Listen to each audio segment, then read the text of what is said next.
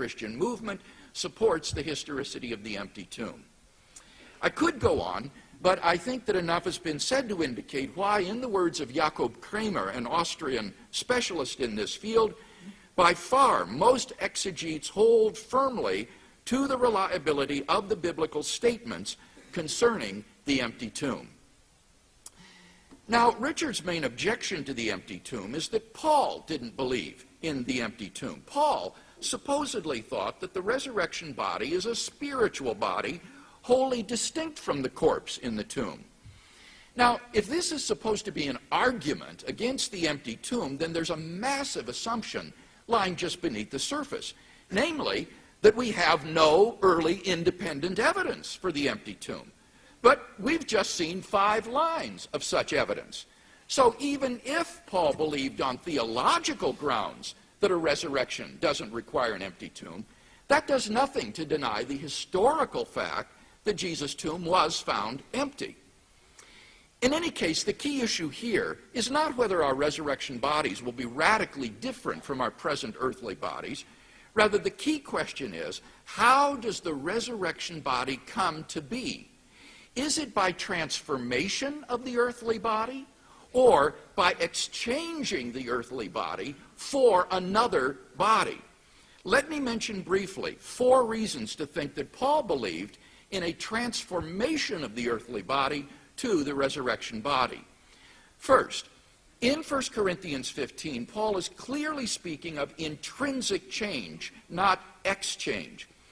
The Greek verb alasso has the same range of meanings as our English word, change. Sometimes it means intrinsic change in a single subject. For example, we say to an old friend, "My, how you've changed." Sometimes it can mean exchange, as when we say, "I changed money at the airport."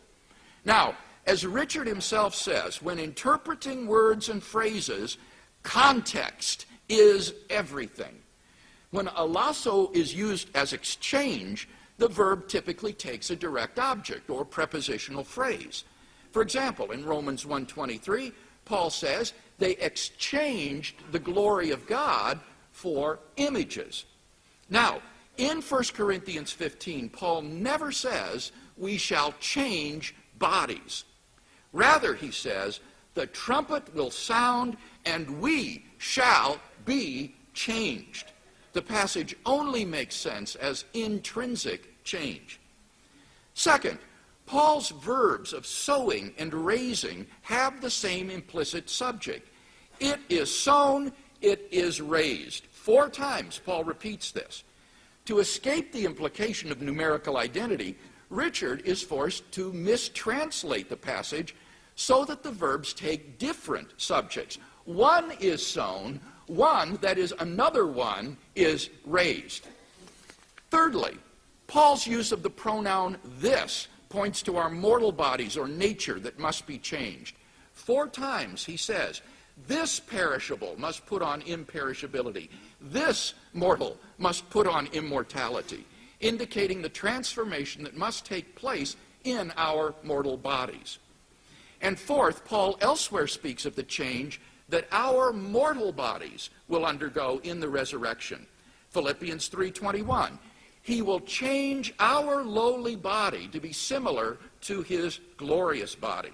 Romans 8:10 and 11, he who raised Christ from the dead will make alive your mortal bodies also.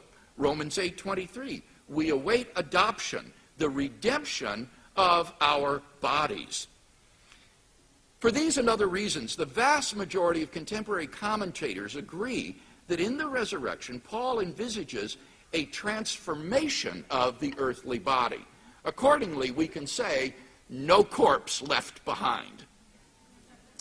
Fact number 3. On different occasions and under various circumstances, different individuals and groups of people experienced appearances of Jesus alive from the dead. This is a fact which is virtually universally acknowledged among New Testament scholars and by Richard as well for the following reasons. 1. Paul's list of eyewitnesses to Jesus' resurrection appearances guarantees that such appearances occurred. Paul tells us that Jesus appeared to his chief disciple, Peter, then to the inner circle of disciples known as the 12, Then he appeared to a group of 500 disciples at once. Then to his younger brother James, who up to that time was apparently not a believer. Then to all the apostles. Finally, Paul adds, he appeared also to me at the time when Paul was still a non-believing persecutor of the early Jesus movement. Given the early date of Paul's information, as well as his personal acquaintance with the people involved, such appearances cannot be dismissed as unhistorical. And second, the appearance narratives in the Gospels provide multiple independent attestation of the appearances. The appearance narrative spans such a breadth of independent sources that it cannot be reasonably denied that the earliest disciples did have such experiences. Thus, even the skeptical New Testament critic Gerhard Ludemann concludes, it may be taken as historically certain that Peter and the disciples had experiences after Jesus' death in which Jesus appeared to them as the risen Christ. Finally, fact number 4, the original disciples suddenly and sincerely came to believe that Jesus was risen from the dead despite their having every predisposition to the contrary.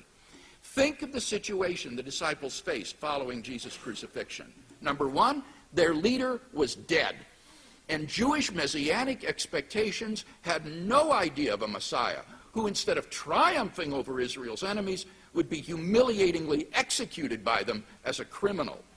2, Jewish beliefs about the afterlife precluded anyone's rising from the dead to glory and immortality before the general resurrection of the dead at the end of the world. Nevertheless, the original disciples suddenly came to believe so strongly that God had raised Jesus from the dead that they were willing to die for the truth of that belief. But then the obvious question arises, what caused them to believe such an un-Jewish and outlandish thing? Luke Johnson, a New Testament scholar at Emory University, muses, some sort of powerful, transformative experience is required to generate the sort of movement earliest Christianity was. N.T. Wright, an eminent New Testament historian, concludes, that is why, as an historian, I cannot explain the rise of early Christianity unless Jesus rose again, leaving an empty tomb behind him. In summary, then, there are 4 facts agreed upon by the majority of scholars who have written on the subject: Jesus' burial, his empty tomb, his post-mortem appearances, and the origin of the disciples' belief in his resurrection. That brings us then to the second major contention, that the best explanation of these facts is that God raised Jesus from the dead. In his book, Justifying Historical Descriptions, historian C.B. McCullough lists 6 tests which historians use in determining what is the best explanation for given historical facts.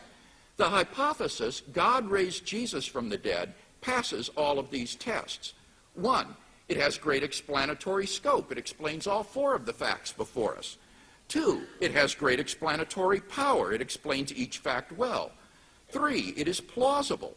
Given the historical context of Jesus' own unparalleled life and claims, the resurrection serves as divine confirmation of those claims.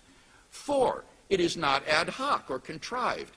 It requires only one additional hypothesis, that God exists, which I take to be established by the arguments of natural theology. 5, it is in accord with accepted beliefs.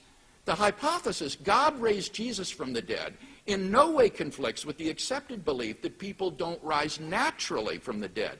I accept that belief as wholeheartedly as I accept the hypothesis that God raised Jesus from the dead. And finally, number 6, it far outstrips any rival theories in meeting conditions 1 to 5. No naturalistic hypothesis has attracted a great number of scholars. On the basis of what I've said, then, I think that the best explanation of the facts is the one that the original eyewitnesses gave, that God raised Jesus from the dead. Today, the rational man can hardly be blamed if he concludes that on that first Easter morning, a divine miracle occurred.